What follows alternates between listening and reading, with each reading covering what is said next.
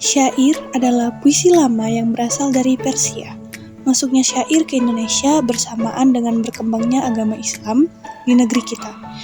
Secara etimologis, syair berasal dari bahasa Arab syair atau syu'ur yang berarti perasaan yang menyadari. Kemudian kata syu'ur yang berarti puisi dalam pengetahuan umum. Apa itu syair? Syair adalah salah satu jenis puisi klasik yang mendapatkan pengaruh dari kebudayaan Arab.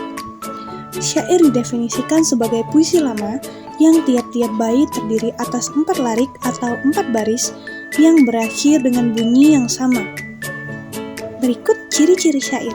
Pertama, setiap bait terdiri dari 4 baris. Kedua, setiap baris terdiri atas 8-14 suku kata. Yang ketiga, bersajak A, A, A, A. Keempat, semua baris adalah isi. Dan yang kelima, bahasa yang digunakan biasanya berupa kiasan. Selanjutnya ada jenis syair. Yang pertama, syair panji. Syair panji adalah syair yang isinya bercerita mengenai keadaan yang terjadi dalam istana atau kerajaan, situasi orang-orang yang ada atau berasal dari dalam istana.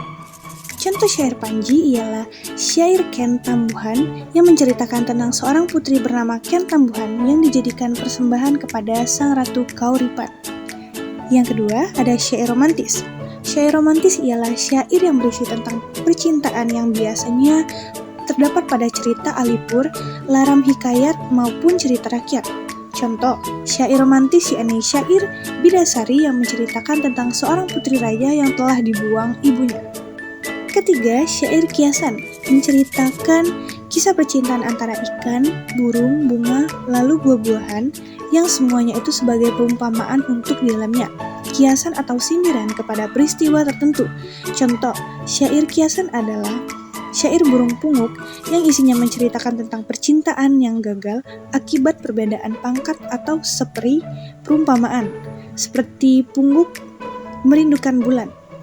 Selanjutnya ada syair sejarah, merupakan syair yang berasal dari peristiwa sejarah terpenting. Contohnya terkait peperangan. Syair sejarah ialah syair peperangan Mangkasar, dahulu bernama syair Simpelman, berisi tentang perang antara orang-orang Makassar dengan Belanda.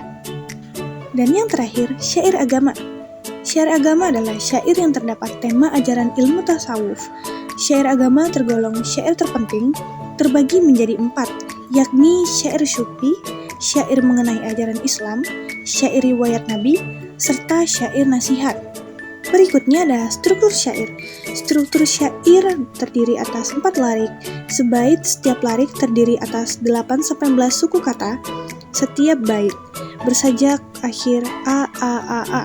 Semua larik merupakan isi mengisahkan cerita tentang suatu peristiwa. Selanjutnya ada fungsi syair. Dari penjelasan tersebut, syair bukan hanya sebuah tulisan indah, tapi memiliki beberapa fungsi lainnya. Yang pertama, syair berfungsi pada kegiatan kesenian dan kebudayaan masyarakat. Yang kedua, syair juga bisa difungsikan sebagai lagu atau nyanyian yang mengiringi tarian-tarian tertentu. Yang ketiga, syair juga bisa menjadi sarana hiburan dalam berbagai acara, seperti acara pernikahan atau pertemuan majelis tertentu. Yang keempat, berfungsi sebagai media pengajaran melalui cerita yang ada di dalam syair. Dan yang terakhir, syair juga menjadi media informasi untuk lingkungan sekitarnya. Tips membuat syair. Yang pertama, menentukan tema dan tujuan.